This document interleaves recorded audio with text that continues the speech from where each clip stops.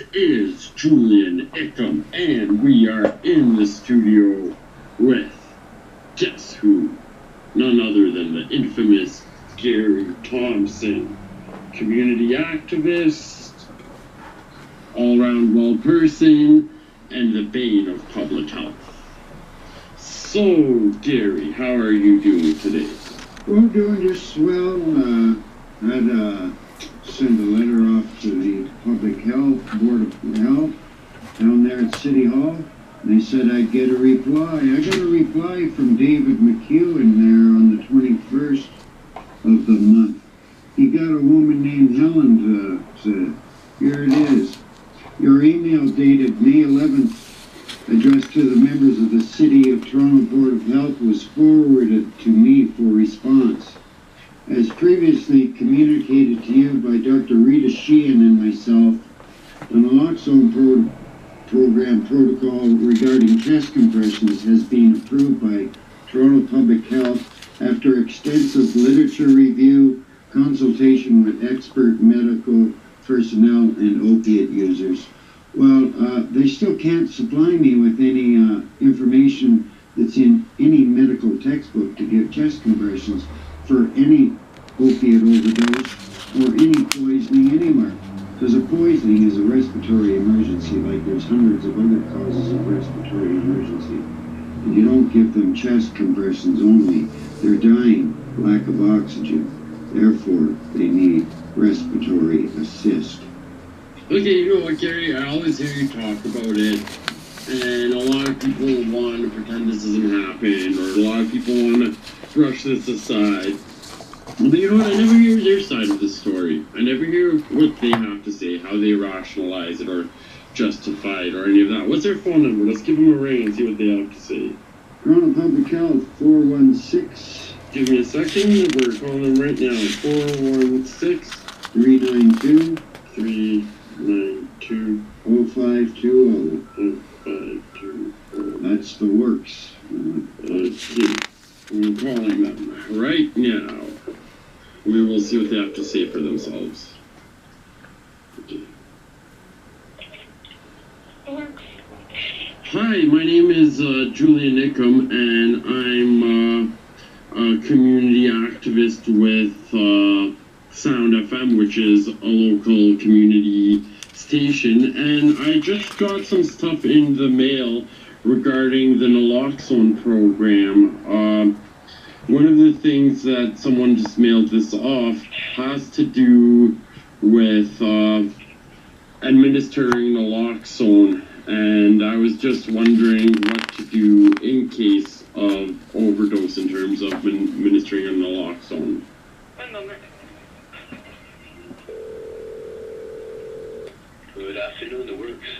Yes, hi. I'm just wondering, I'm a community activist, and just in terms of administering naloxone, what would be the steps to do if you saw someone who was OD'd? Okay, are you an opiate user yourself, sir? Myself, yes, I do use opiates for pain prescribed by my doctor. Okay, well, there is a 20-minute training that comes with it before you actually get the kit and the doses of naloxone. Are you nearby the works? I'm Have you done that? I'm not too far from there.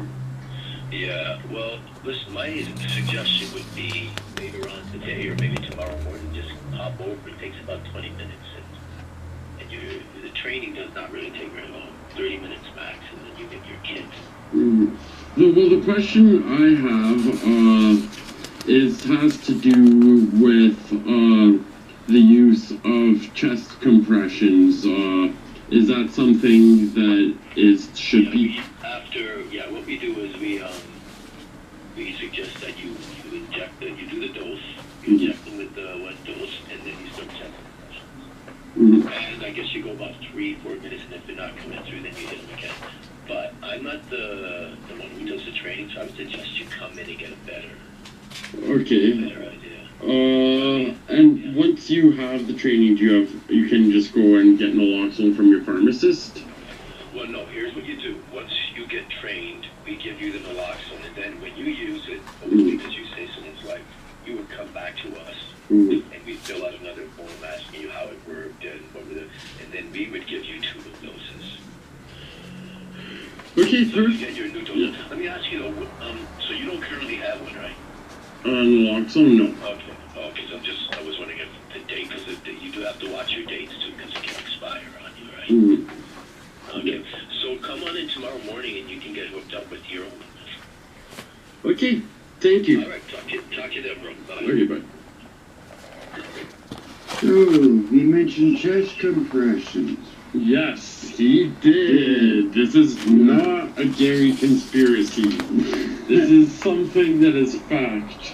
Well, you can look it up. They've got videos up there on naloxone public health. You Google up Canadian Journal of Public Health, 2013, volume 104, issue 3, page 200 to 204. And there's videos up there put out by Public Health. In Waterloo, they have a video called Eyes Wide Open, where Joe comes home and he notices his friend completely blue, and he started giving him chest compressions to his childhood friend. And Joe says, it didn't seem to do much good. Well, that's correct, because the person, if they're blue, their heart's beating. The worst thing you could possibly do is to give them chest compressions. You're going to give them a dysarrhythmia, an irregular heartbeat. You're going to break a rib, puncture a lung, puncture a heart. 100 different things you can do when you give chest compressions to a person. The chest compressions are only to be given when a person's heart has stopped. And if a person's heart has stopped because of a respiratory emergency, they're most likely brain dead from lack of oxygen. Poisoning takes, to die from the poisoning takes over several hours to occur. And your blood has become toxic from lack of oxygen and all the other, maybe you'll get a high sodium content, high carbon dioxide buildup, high-low sugar content. All these things are killing every cell, tissue, and organ in your body from lack of oxygen. So your lungs are like an upside-down tree. You have your throat, the air goes down your throat, and then into your main bronchial branches, and then into smaller and smaller branches in your lungs. It winds up in your little alveoli sacs. They're like little buds on a tree. That's where the carbon dioxide is taken out of your blood, and the oxygen is replaced into your bloodstream, which keeps every cell, tissue, and organ alive. There is no medical evidence anywhere in the world that will tell you to give chest compressions to a respiratory emergency patient. See, if you've got an EpiPen, a friend of yours gets stung by a bee or is allergic to peanuts, that's a respiratory emergency. You have to, their throat will swell up. So you have to tilt the head back and open up the airway so they can breathe. And the person, you administer the EpiPen, if they get stung by another bee, then their respiratory emergency is going to continue. Just as in an asthma puffer, that's a respiratory emergency. You get a severe asthma attack, you're going to have to open up the airway and supply respiratory assist. See, when you breathe in, there's 20% oxygen you're breathing in. You'll breathe out 15% oxygen. This is enough to keep anyone alive. This is well known. If you're suffering a respiratory emergency, you'll turn blue. That's because of lack of oxygen in your arterial blood system. So, I don't know, I've been fighting this for 3.5 years. It's just basic first aid knowledge. You go and get trained at the Red Cross or the St. John Ambulance. Respiratory emergency. That means your heart's beating and you need oxygen, not chest compressions. Your heart don't stop. Just like when you drown. You drown, that's immediate respiratory arrest because you've stopped breathing. You've got 4 to 7 minutes to pull that person out of the water before they're brain dead. Their heart is still beat for a couple of minutes after they're brain dead. Yeah. So, and CPR can work, full CPR, rescue breaths, and chest compressions, because it's happened over a short period of time. But in any poisoning, you know, that includes food poisoning. Any poisoning, any drug overdose is a respiratory emergency. You supply him with oxygen. Person on death row, he gets intubated. They put a tube down his throat just in case the governor calls to give a reprieve. Yeah. And so they turn the oxygen on. The inmate will wake up in a week or more. And they won't be giving them chest compressions. The person's in a drug-induced coma. Any coma patient gets oxygen, their heart's beating. So I've talked to emergency department nurses down at St. Mike's Hospital and at Sunnybrook Medical Center. There's all kinds of people showing up damaged with chest compressions. They were never supposed to receive them in the first place. Public Health is publishing this in all of the major newspapers. If you're blue, trouble breathing, give them chest compressions, naloxone and chest compressions.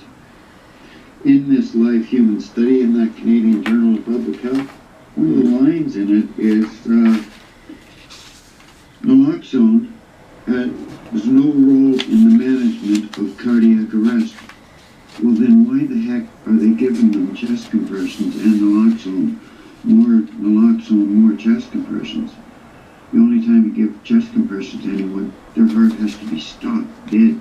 Okay, so you know what? We heard from the works. Is there anyone else we can call?